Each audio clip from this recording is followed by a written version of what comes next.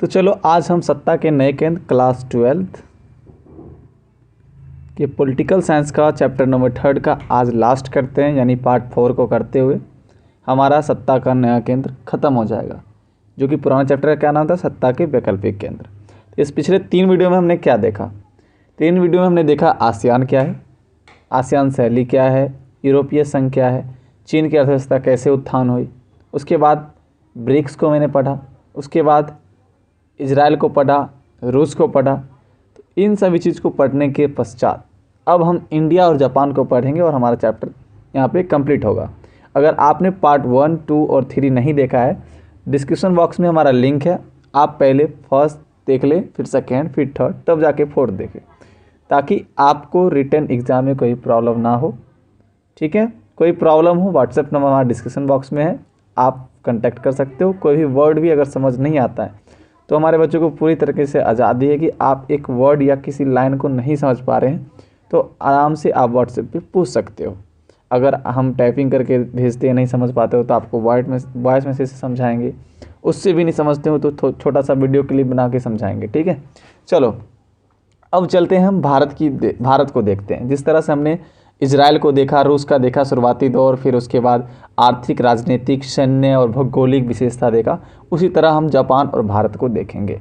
ठीक है, अगर हमारे वीडियो पे, हमारे चैनल पे नए हो तो चैनल को सब्सक्राइब कर लेना, और वीडियो अच्छी लगे तो लाइक, शेयर और कमेंट जरूर करना कि वीडियो आपको कैसा लग रहा है। अगर कुछ खामी दिख रहा होगा आपको तो वो भी कमेंट में आप जरूर करना कि अगले बार से हम उसको दूर कर सके। कमेंट करना ज़रूरी है, क्योंकि इससे मोटिवेशन मिलता है कि हमारे पढ़ाए गए चीज़ से आप संतुष्ट हो, आपको अच्छा लग रहा है, तो मैं उससे क्या होता है, मुझे एप्रिसिएशन मिलता है और मैं ज़्यादा से ज़्यादा वीडियो आप लोग को सही तरीके से प्रोवाइड कर सकता हूँ। ठीक है, चलो अब हम डायरेक्ट विदाउट टाइम वेस्ट करते हुए चलते हैं टॉपिक पे, भारत पे आते हैं, यानी इंडिया। इंडिया बहुत बड़ा टॉपिक है, बहुत सारे युद्ध हुए थे, वो चीज़ को भी मुझे देखना है। तो देखो भारत की शुरुआती दौर की बात करें तो भारत आपको पता है 15 अगस्त 1947 को आज़ाद होता है। ठीक है, पहले भारत क्या होता है, ब्रिटिश भारत होता है। ठीक है, ब्रिटिश भारत होता है हमारा पहले, और इसे आज़ादी तो मिली लेकिन बंटवारों के साथ मिली। एक तरफ भारत बनता है, दूसरी तरफ पाकिस्तान बनता है। ठीक है, लेकिन पाकिस्तान में भी 2 पार्ट हो जाते हैं, एक पूर्वी पाकिस्तान जो अभी का बांग्लादेश है, पूर्वी पाक लिख देता हूँ, एक पश्चिमी पाकिस्तान जो अभी का पाकिस्तान आप देख रहे हो। ठीक है, तो इसमें हम देखेंगे कि पूर्वी पाक पर जो पश्चिमी पाक के शासनकर्ता यहाँ के जनता को हनन करते थे, उनके अधिकारों का हनन करते थे, उस चीज़ को हम समझेंगे। इसके पश्चात जब पूर्वी पाकिस्तान भारत का मदद मांगता है तो भारत मदद करता है और पूर्वी पाकिस्तान को आज़ाद करवाती है पश्चिमी पाकिस्तान के क्रूर शासक से। भारत में भी कुछ चैलेंजेस थे, ऐसा नहीं आज़ादी मिला तो बंटवारे के साथ तो मिल गया, भारत आज़ाद हो गया, लेकिन भारत में भी चैलेंजेस थे। वो चैलेंजेस क्या थी? वो थी देसी रजवाड़े को विलय कराना। देसी रजवाड़ा एक चैलेंज था। तो धीरे धीरे समय के साथ ही देसी रजवाड़े तो मिल गए, लेकिन बहुत सारे रजवाड़े थे जो नहीं मिल रहे थे, जो कि आप 12th में ही पढ़े होंगे। जम्मू कश्मीर, हैदराबाद, जिसके राजा का नाम निज़ाम बोलते हैं, एक्चुअली वो निज़ाम नहीं, वो पद का नाम होता है। जिस तरह मैंने दलाई लामा पद के बारे में बताया कि वो पद है, ना कि नाम है, तो उसी तरह जो राजा होते थे हैदराबाद के, उनका पद का नाम निज़ाम होता था, लेकिन जनरली हम बोलते हैं निज़ाम। ठीक है, चलो, तो धीरे धीरे किसी भी तरीके से कहो या प्यार से कहो, चाहे लत्तम जुत्तम जो भी कह सकते हो आप, उस तरीके से देश के रजवाड़ों को मिलाया गया। चाहे उन्हें प्रलोभन दिया गया कि आपको आज़ादी दी जाएगी, आपको ये दिया जाएगा, बाद में जो भी किए वो बात की बात है। तो भारत में तो मिला लिए देसी रजवाड़े को।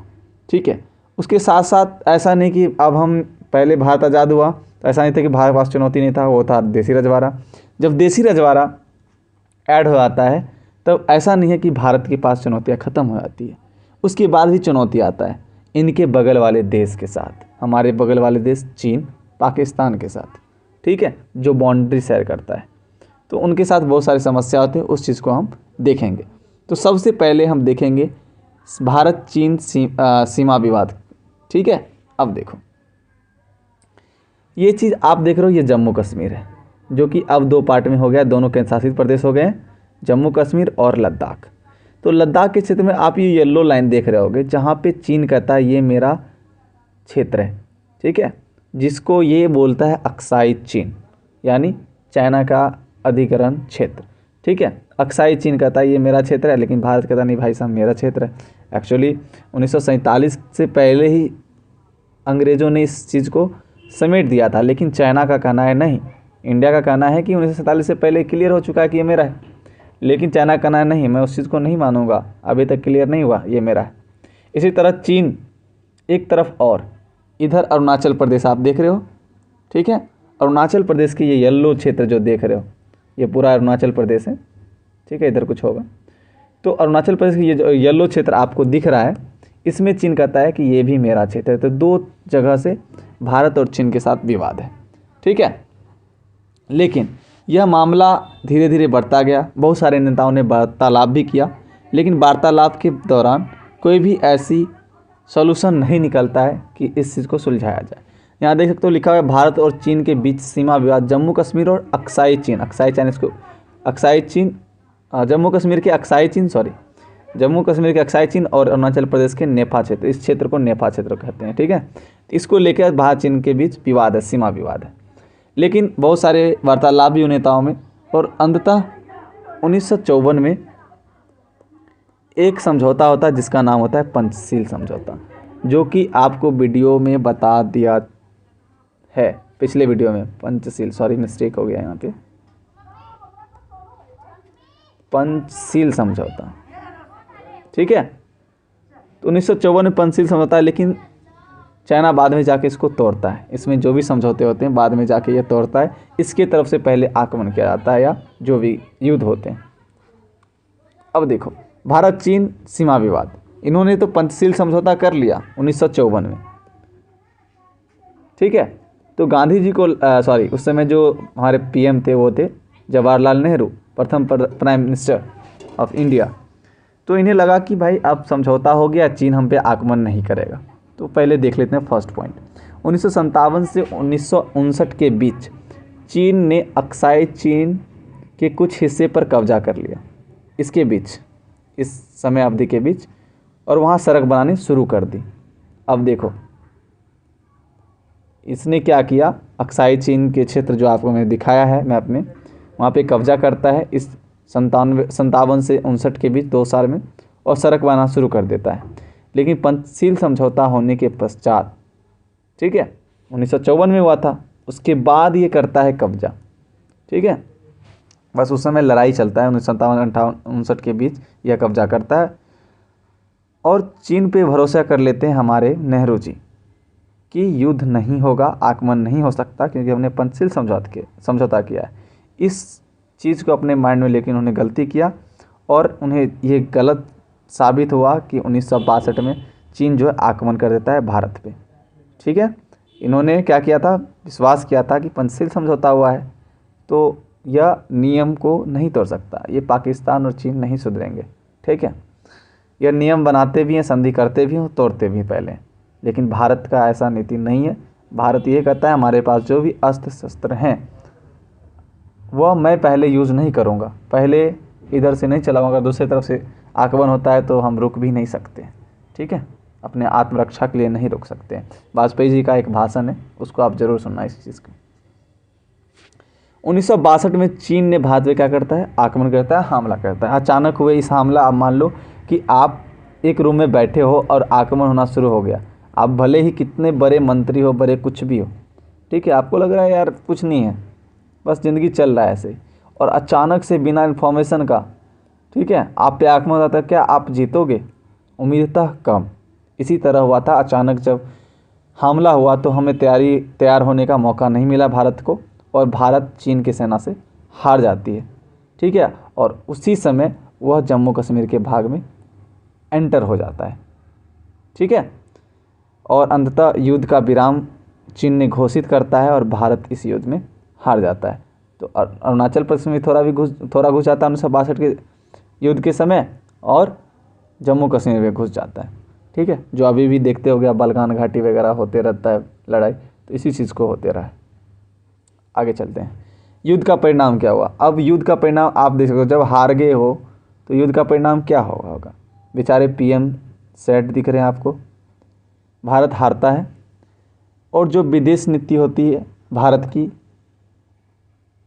उसका आलोचना होता है विश्व स्तरीय, अंतर्राष्ट्रीय स्तर पे विदेश नीति का आलोचना होता है और बहुत सारे सैन्य कमांडर जो होते हैं, बड़े सैन्य कमांडर, वह इस्तीफा दे देते हैं।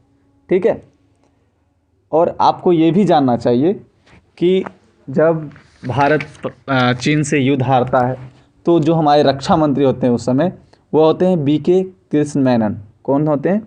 बीके कृष्ण मेनन, कृष्ण मेनन। ये भी अपने मंत्रिमंडल को छोड़ देते हैं और पहली बार सरकार के खिलाफ अविश्वास प्रस्ताव आती है। तो आपने एक पॉइंट क्या हो गया, रक्षा मंत्री जो होते हैं उस समय के बीके मेनन, वो भी मंत्रिमंडल छोड़ देते हैं और पहली बार, अगला पॉइंट, पहली बार सरकार के खिलाफ, यानी केंद्र सरकार के खिलाफ लोकसभा में या विधानसभा, लोकसभा या राज्यसभा, किसी में भी अविश्वास प्रस्ताव लाया जाता है। किसी भी चैम्बर में अविश्वास प्रस्ताव लाया जा सकता है। तो अब ये अविश्वास प्रस्ताव है क्या, इसको आप मत अभी समझना, क्योंकि ये लंबा टॉपिक है, आपको जाना पड़ेगा, पार्लियामेंट पढ़ना पड़ेगा, जो कि मैं पार्लियामेंट ग्रेजुएशन वाले बच्चों को पढ़ाऊँगा तब बताऊँगा। अविश्वास प्रस्ताव ये होता है कि आप पीएम किसने बनाया, इनको थोड़ा बहुत बता देता हूँ।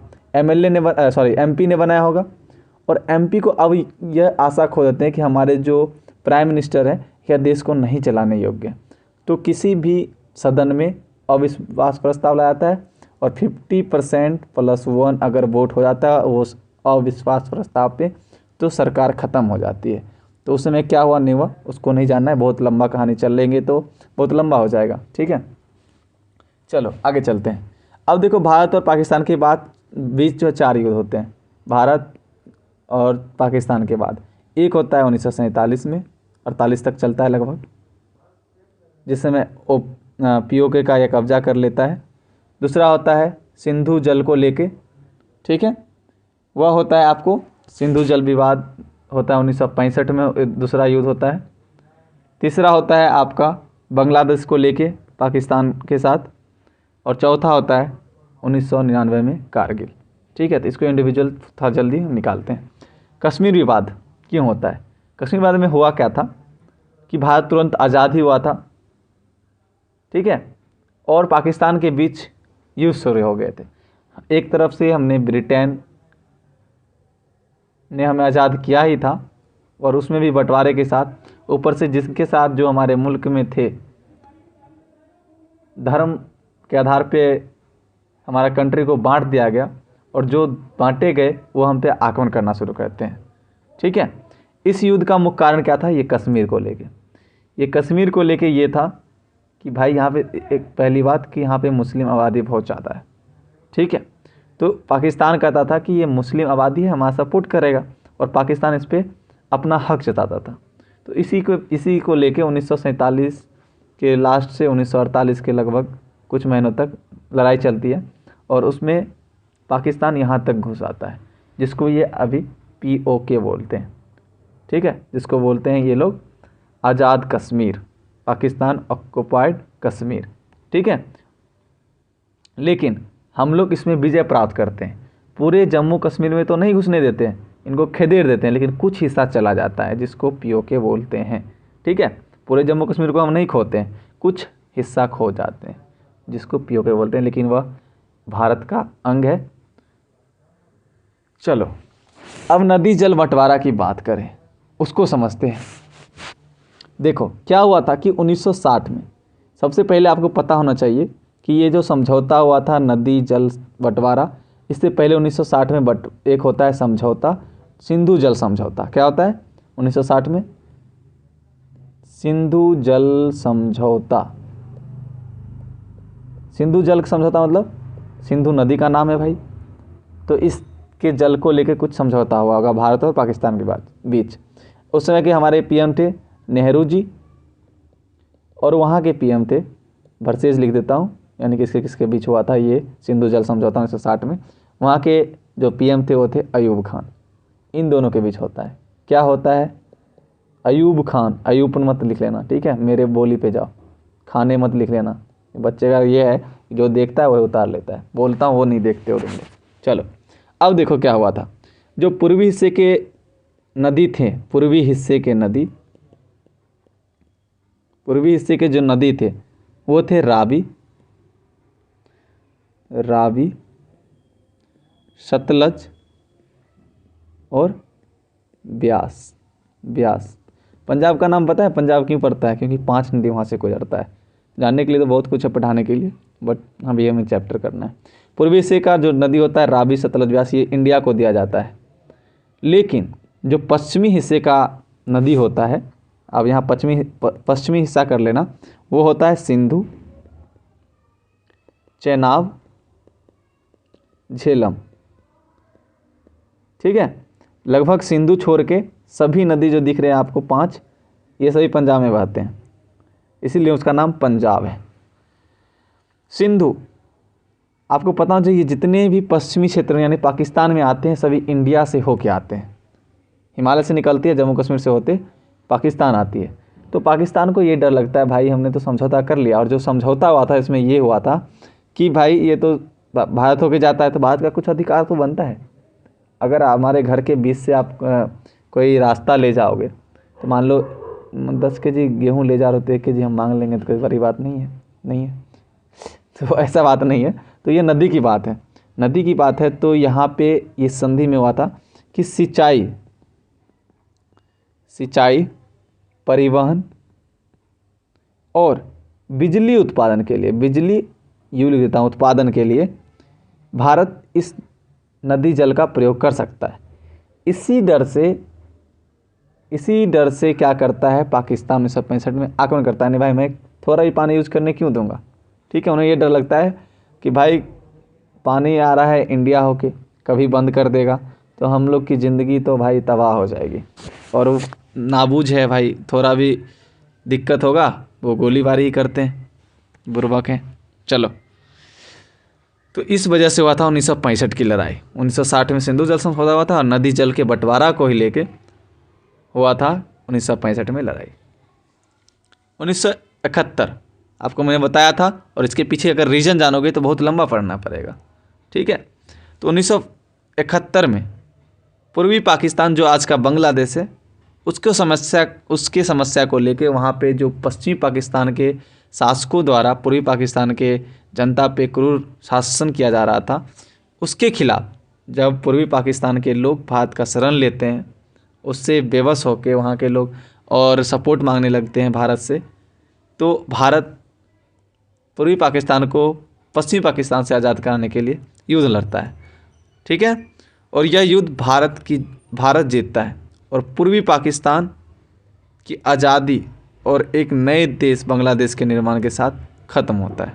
पूर्वी पाकिस्तान का नाम बदल दिया जाता है बांग्लादेश में, क्योंकि अब तो भारत जीत गया है पाकिस्तान से। यहाँ पे जो भी पश्चिमी पाकिस्तान के शासक थे उनके भगा दिया गया।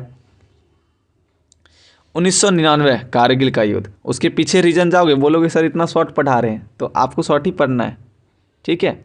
इसमें अब इस पे जाओगे कि वहाँ के राजा कौन बने, फिर उसने कैसा कैसा किनको जेल गया, तो वो हो गया, फिर पढ़ते रह जाओगे, इतना पढ़ना ही नहीं सिलेबस में, इसीलिए थोड़ा ही बहुत बढ़ा रहा हूँ। उसके बाद मान लो कि ये चीज़ आपने 4 पढ़ा, उसके बाद भूगोलिक, आर्थिक, राजनीतिक सब कुछ पढ़ना है ना भारत का।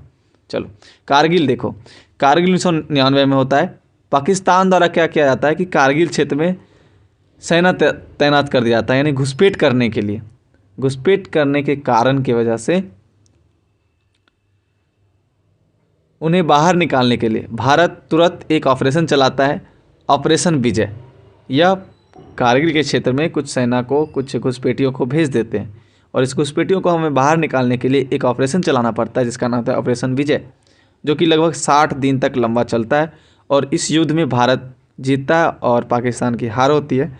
और इसमें आपको बता दें कि 99,000 पाकिस्तानी सैनिक को हम लोग बंधक बनाते हैं, ठीक है। और एक संधि होता है वियना संधि, वियना संधि, हाँ लगभग वियना संधि, वियना संधि नहीं भाई, इस ट्रीटी का नाम मुझे नहीं पता है, मतलब रिमेंबर नहीं हो रहा है वियना था या कुछ और था। तो किसी ट्रीटी के अकॉर्डिंग उसमें कहा गया था कि अगर किसी युद्ध के दौरान अगर हमारे सैनिक आपके देश में जाते हैं, आपके सैनिक हमारे देश में आते हैं, तो उसे सही सलामत उसके अपने मातृभूमि को सौंपना पड़ेगा। तो हमने एक 99,000 बंधक बनाए सैनिक को, तो मार तो नहीं देते। तो उस समय ये ट्रीटी हुआ था, लगभग उससे पहले ही ट्रीटी हुआ था। तो उसी संधि के अकॉर्डिंग इस 99,000 बंधक जो मैंने सैनिक बनाया था, मैंने नहीं मतलब मैं नहीं था उस समय, मतलब जो भारतीय सेना ने बनाया था, उन्हें सौंपते हैं पाकिस्तान को। और उसी संधि के तहत हमारे विंग कमांडर अभिनंदन को भारत सौंपा जाता है। तो वो संधि क्या था मैं ग्रुप में बता दूंगा या डिस्क्रिप्शन बॉक्स में लिख दूंगा, ठीक है। वियना था या नहीं था, मुझे रिमेंबर सही से नहीं हो पा रहा है, तो कंफर्म नहीं बता सकता। अब देखो भौगोलिक परिदृश, दक्षिण एशिया का एक देश है और ये विकासशील है, अभी डेवलपिंग है, डेवलप नहीं किया है पूरी तरीके से। विश्व का 7वां सबसे बड़ा देश है, 7वां सबसे बड़ा देश है मतलब आकृति के आधार पे, क्षेत्रफल के हिसाब से। जनसंख्या के आधार पे विश्व का दूसरा स्थान है भारत का। और दक्षिण में इसके हिंद महासागर है, पूर्व में अरब सागर है, पश्चिम में बंगाल की खाड़ी है, उत्तर में तो हिमालय है, आपको पता ही है। विश्व में सबसे ज़्यादा संस्कृति और धार्मिक भिन्नता है, डाइवर्सिटी बहुत ज़्यादा है, सबसे ज़्यादा इंडिया में। भौगोलिक प्रदेश, अगर इस यहीं पे बोलने के लिए हम लोकतांत्रिक बोल सकते थे, लेकिन वो राजनीतिक में जाएगा। विश्व का सबसे बड़ा लोकतांत्रिक देश है, यहाँ पे लोग के द्वारा इलेक्ट किया जाता है। और सबसे बड़ा गणतांत्रिक ही बोल सकते हो, क्योंकि हमारे यहाँ रिटर्न जो कॉन्स्टिट्यूशन है वो है सबसे बड़ा लिखित कॉन्स्टिट्यूशन। संसदीय प्रणाली है यहाँ पे। संघीय शासन व्यवस्था, संघीय शासन व्यवस्था क्या होता है, जब सरकार की जो केंद्र होती है, सरकार की जो स्तर होती है, एक से ज़्यादा होती है। अपने यहाँ क्या है, सेंट्रल गवर्नमेंट, स्टेट गवर्नमेंट और एक पंचायती राज भी है, ठीक है। तो क्या है, सत्ता जो शासन की सत्ता है वो एक से ज़्यादा केंद्र है, एक से ज़्यादा यानी दो या दो से ज़्यादा, दो या दो से ज़्यादा केंद्र होगा, वो संघीय शासन प्रणाली में आता है। वर्तमान प्रधानमंत्री कौन है, नरेंद्र मोदी। और वर्तमान राष्ट्रपति कौन है, रामनाथ कोविंद। अगर संघीय शासन प्रणाली पढ़ना है तो प्ले लिस्ट में जाके 10th का वीडियो आप देख सकते हो, संघवाद क्या होता है, संघीय शासन प्रणाली क्या होता है। भारत की आर्थिक विशेषता की बात करते हैं। अगर आर्थिक विशेषता की बात करें तो वो जीडीपी से हम पता लगाते हैं, और जीडीपी में हमारा जो स्थान है वो 5वां स्थान है, ठीक है। तो अर्थव्यवस्था में अगर बात करें तो पूरी दुनिया में हम 5वां स्थान पे हैं। और भारत जो है मिश्रित अर्थव्यवस्था को अपनाया है। किसको, आपको पॉइंट में लिखना है हमारे बातों को, मिश्रित अर्थव्यवस्था को अपनाया है। और इसमें मिश्रित अर्थव्यवस्था क्या होता है, निजी क्षेत्र को भी अपनाया जाता है, निजी क्षेत्र के साथ साथ सरकारी क्षेत्र को भी अपनाया जाता है। दोनों की हिस्सेदारी सेम दी जाती है, दोनों को महत्व दिया जाता है, ठीक है। ऐसा नहीं है कि सिर्फ सरकारी को ही महत्व दिया जाता है। 1947 से 1951 तक आर्थिक वृद्धि दर जो था वो समान रहा। लेकिन जब हम 91 में 1991 में एलपीजी को ग्रहण करते हैं, ठीक है, उसके बाद आर्थिक बदलाव होता है, ठीक है। एलपीजी का ये मतलब होता है कि जब हम लिबरल होते हैं, जब हमारा कंट्री लिबरल होता है, प्राइवेटाइजेशन करते हैं हम लोग, ग्लोबलाइजेशन होता है, तब जाके हम लोग अपने आर्थिक बदलाव करते हैं और हम यहाँ से विकसित होते हैं, ठीक है। फिर 1991 के बाद भारत विकास की गति पकड़ती है और अर्थव्यवस्था जो है बहुत अच्छा होता है। और हम अभी विश्व के 5वें अर्थव्यवस्था के क्षेत्र की बात करें तो जीडीपी में हम लोग 5वें स्थान पे है अर्थव्यवस्था के एंगल से, ठीक है। और विश्व का सबसे बड़ा सॉफ्टवेयर निर्यातक देश है हम लोग। सॉफ्टवेयर का सबसे ज़्यादा सामान जो निर्यात होगा अदर देशों में, सबसे ज़्यादा भारत करता है। हम लोग सॉफ्टवेयर का सामान बनाते हैं और अदर कंट्री में क्या करते हैं, निर्यात करते हैं। निर्यात मतलब मान लो एक कंट्री है, निर्यात मतलब यहाँ से जाना, आयात मतलब अपने देश में आना, ठीक है। तो कब जाके हम लोग का अर्थव्यवस्था ठीक हुआ, जब हम एलपीजी को ग्रहण करते हैं, यानी लिबरल होते हैं, प्राइवेटाइजेशन करते हैं, ग्लोबलाइजेशन होता है, तब जाके हमारा आर्थिक व्यवस्था गति प्रदान करता है। आगे चलते हैं।